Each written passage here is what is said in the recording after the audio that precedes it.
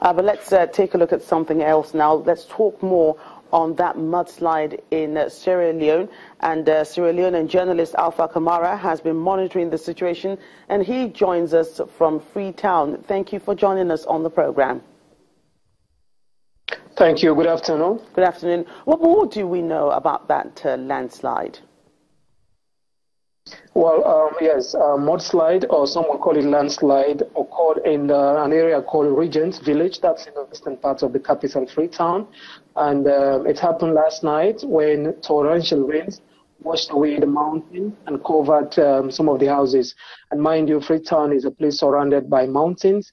And in the other end, you have the Atlantic Ocean. People construct houses close to the mountains. And at the end of the day, they go to cut down trees. When it rains heavily, the fields were washed and some of the houses were taken off by the water and the muds. And according to the head of the mortuary at the Freetown Connaught Hospital, that's the main referral hospital in Freetown, he says he has seen over 200 corpses. And some other people are putting the deaths more than that. And the country's vice president has also called for an emergency, saying he also believes that more people are trapped in the mud. So it's a sad day in Freetown, lots of mourning and wailing all over the streets, and that's the current situation right now. You said Freetown is surrounded by mountains. How does this happen often in this area? Well, it's not actually very frequent, but Freetown or Sierra Leone, between the months of August and September, these are months of heavy rains. And when it rains heavily, these are the times when things like this happen. In September 2015, a similar incident happened when 9 people actually died, when also mudslide took some areas in parts of the capital. And but this is the biggest that has happened of recent in this small capital. And emergency lines are on, and people are responding. The Red Cross, Oxfam, and other aid agencies, as well as the government health units, they're all responding to this serious disaster. How much of a worry, are the rains to residents of Freetown? Give us a sense of the topography of the area.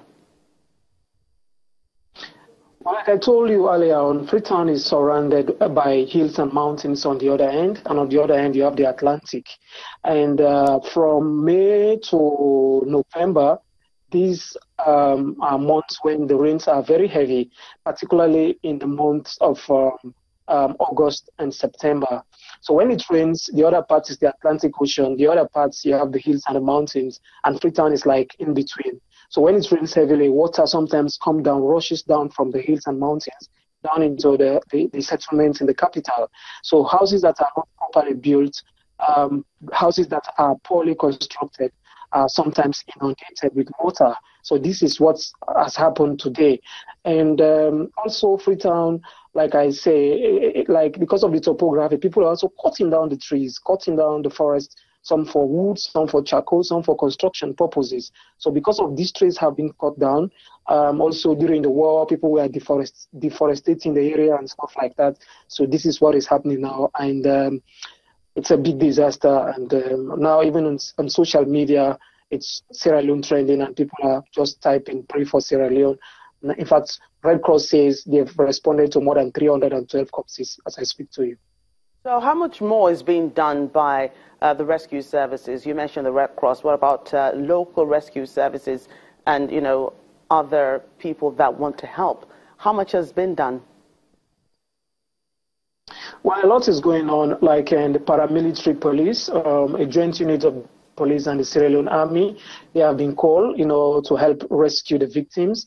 And we also have the Red Cross and other aid agencies. You have the national agencies like the Environmental Protection Agency and also the National Office of Security. If all right now in full gear, ambulances have been distributed. Youths have also volunteered themselves to see how they can remove the rubble and some of the dead people. So it's a serious response going on. But the kind of deaths we've seen in Freetown, Sierra Leone today, it's something that has not happened in a very long time. And Like I said, lots of crying, people are mourning, and this will continue. The government has not come out yet with an announcement, apart from saying that they activated some emergency lines where people can call and report for help and so on. But officially from them, we've not spoken to the media, apart from the man at the mortuary who says he has seen over 200 corpses as of 45 minutes ago. Right, Alpha Kamara, Sierra Leonean journalist, thank you so much for your time on Network Africa. Let's move on. Zambian authorities have barred foreign journalists from covering the trial of opposition leader Hakainde Hichilema, who is appearing in court on treason charges. A senior court official, Nato Zulu, says that journalists' accreditation had been withdrawn.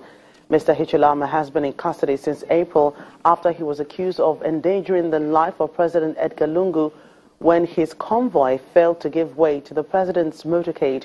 A lawyer from Mr. Hichilema's United Party for National Development says that the party expects the charges to be dropped soon. South Sudanese government forces have denied that they have lost control of the key border town of Pagak to rebel fighters, which they captured last week. Military spokesman for the country, Dixon Jock, says security forces are based near the bridge and the rebels are in the Yambura area, which is located about 10 kilometers from Pagak.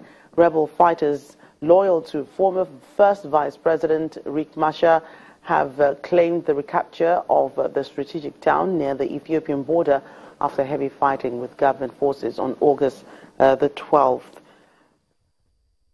The rebel spokesman Brigadier General Gitiag Deng says a 6,000-strong force mobilized by Juba to displace civilians, protect Palok oil fields, and lure dubious businesses to invest in oil were also defeated. Brigadier General Gatiag also claimed to have defeated government forces who fled to Ethiopia, adding their troops seized large amounts of weapons and ammunition and are now in full control of the town. Still to come on Network Africa, Ethiopians protect and promote long-standing traditions of weaving, basketry and bookbinding. That's in a moment. Please join us again.